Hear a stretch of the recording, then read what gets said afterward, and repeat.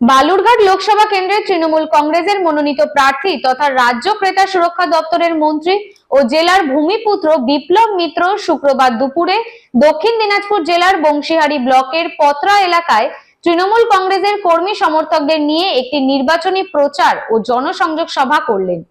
ওই জনসভা থেকে বাংলার প্রতি বিজেপির বঞ্চনার প্রতিবাদ জানিয়ে কার্যত বিজেপিকে এক হাত নিলেন প্রার্থী বিপ্লব মিত্র।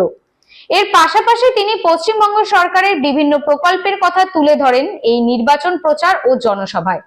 এই জনসভাতেই ওই এলাকার 50টি পরিবারের 200 জন সদস্য বিজেপি সিপিআইএম ছেড়ে তৃণমূলে যোগদান করলেন প্রার্থী তথা মন্ত্রী বিপ্লব মিত্রের হাত ধরে। তাদের হাতে দলীয় পতাকা তুলে দেন মন্ত্রী তথা প্রার্থী বিপ্লব মিত্র। প্রসঙ্গত চলতি সপ্তাহের গত বুধবার এই এলাকাতেই বিজেপির রাজ্য সভাপতি তথা বালুরঘাট লোকসভা কেন্দ্রের বিজেপির প্রার্থী সুকান্ত মজুমদারের সমর্থনে এক জনসভা করেন দেশের স্বরাষ্ট্রমন্ত্রী অমিত শাহ। পাশাপাশি আগামী 26শে এপ্রিল বালুরঘাট 6 নম্বর লোকসভা কেন্দ্রের নির্বাচন আর তার আগেই বিজেপি ছেড়ে তৃণমূলের দলে এই যোগদান বাড়তি অক্সিজেন পেল বলেই তৃণমূলের বলা বাহুল্য। পাশাপাশি অন্যদিকে এই যোগদানের ফলে বিজেপি অনেকটাই ব্যাকফুটে থাকলো বলেই মনে করছে তৃণমূল কংগ্রেস নেতৃত্বরা।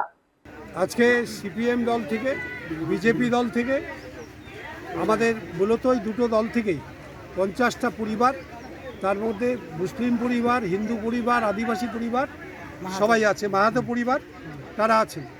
এই 50টা পরিবার অর্থাৎ প্রায় যদি প্রত্যেকটা বাড়িতে আমরা 5 জন করে লোক ধরি তাহলে 250 লোক তারা আজকে আমাদের দলে যোগ দিল।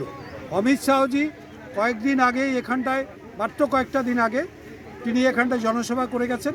তারপরে এই 50টা পরিবার, আদিবাসী, তপশিলি এবং মুসলিম পরিবার, যারা আমাদের দলে বিজেপির থেকে, সিপিএম থেকে, কংগ্রেস থেকে তারা জয়েন করলো, এইটা কিন্তু একটা অত্যন্ত তাৎপর্যপূর্ণ ব্যাপার আমাদের কাছে।